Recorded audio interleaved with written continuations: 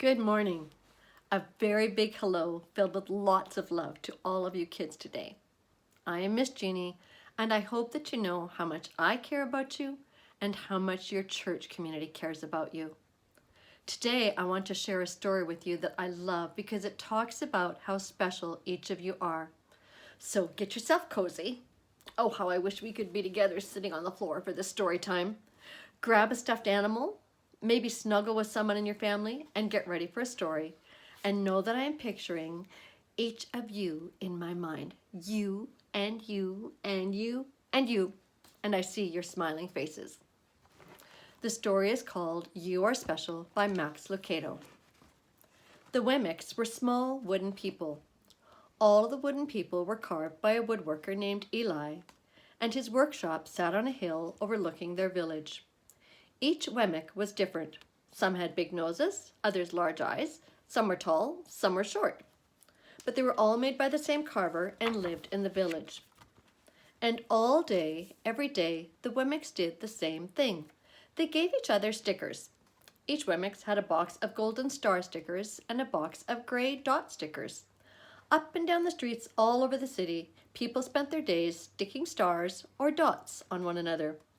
The pretty ones, those with smooth wood and fine paint, always got stars, but if the wood was rough or the paint chipped, the Wemmicks gave dots.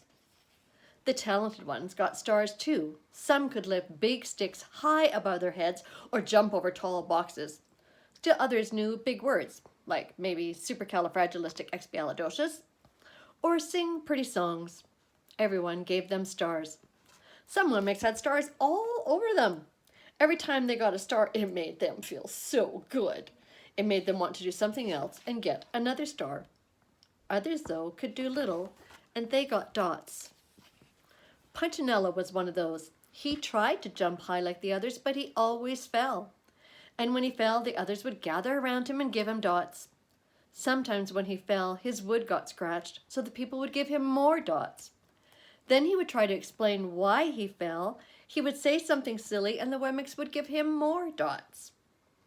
After a while, he had so many dots, he didn't want to go outside. He was afraid he would do something silly, like forget his hat or step in the water, and then people would give him another dot. In fact, he had so many gray dots that some people would come up and give him one for no reason at all. He deserves lots of dots, the other wooden people would agree. He's not a very good wooden person, was what they would say. After a while, Punchinello believed them. I'm not a good Wemmick, he would say. The few times he went outside, he hung around other Wemmicks who had lots of dots. He felt better around them. One day he met a Wemmick who was unlike any he'd ever met. She had no dots and no stars. She was just wooden. Her name was Lucia. It wasn't that people didn't try to give her stickers, it was just that the stickers didn't stick. Some of the Wemmicks admired Lucia for having no dots, so they would run up and give her a star, but it would fall off. Others would look down on her for having no stars, so they would give her a dot. It wouldn't stay either. That's the way I want to be, thought Punchinello. I don't want anyone's marks. So he asked the stickerless Wemmick how she did it. It's easy, Lucia replied. Every day I go to see Eli. Eli? Yes, Eli, the wood carver. I sit in the workshop with him. Why? Why don't you find out for yourself? Go up the hill. He's there. And with that, the Wemmick who had no stickers turned and skipped away. But will he want to see me? Punchinello cried out. Lucia didn't hear. So Punchinello went home. He sat near a window and he watched the wooden people as they scurried around, giving each other stars and dots. It's not right, he muttered to himself, and he decided to go see Eli. He walked up the narrow path to the top of the hill and stepped into the big shop. His wooden eyes widened at the size of everything. The stool was as tall as he was. He had to stretch on his tiptoes to see the top of the workbench. A hammer was as long as his arm. Punchinello swallowed hard. I'm not staying here, and he turned to leave. Then he heard his name. Punchinello! The voice was deep and strong. Punchinello stopped. Punchinello, how good to see you. Come and let me have a look at you. Punchinello turned slowly and looked at the large, bearded craftsman. You know my name? The little Wemmick asked. Of course I do. I made you. Eli stooped down and picked him up and set him on the bench. The maker spoke thoughtfully as he looked at the gray dots. Looks like you've been given some bad marks. It didn't mean to, Eli. I really tried hard. Oh, you don't have to defend yourself to me, child. I don't care what the other Wemmicks think. You don't? No, and you shouldn't either. Who are they to give stars or dots? They're Wemmicks, just like you. What they think doesn't matter, Punchinello. All that matters is what I think, and I think you are pretty special. Punchinello laughed. Me special? Why? I can't walk fast, I can't jump, my paint is peeling. Why do I matter to you? Eli looked at Punchinello, put his hands on his small wooden shoulders, and spoke very slowly. Because you're mine. That's why you matter to me.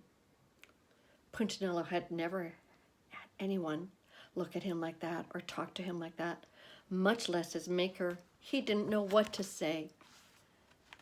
Every day I've been hoping you would come, Eli explained. I came because I met someone who had no marks, said Punchinello. I know. She told me about you. Why don't the stickers stick on her? The maker spoke softly. Because she has decided that what I think is more important than what they think. The stickers only stick if you let them. What? The stickers only stick if they matter to you. The more you trust my love, the less you care about their stickers. I'm not sure I understand. Eli smiled. You will, but it will take time. You've got lots of marks.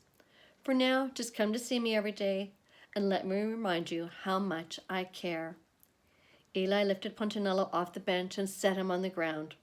Remember, Eli said as the Wemmick walked out the door, you are special because I made you, and I don't make mistakes. Punchinello didn't stop, but in his heart he thought, I think he really means it. And when he did, a dot fell to the ground. Each of you are unique.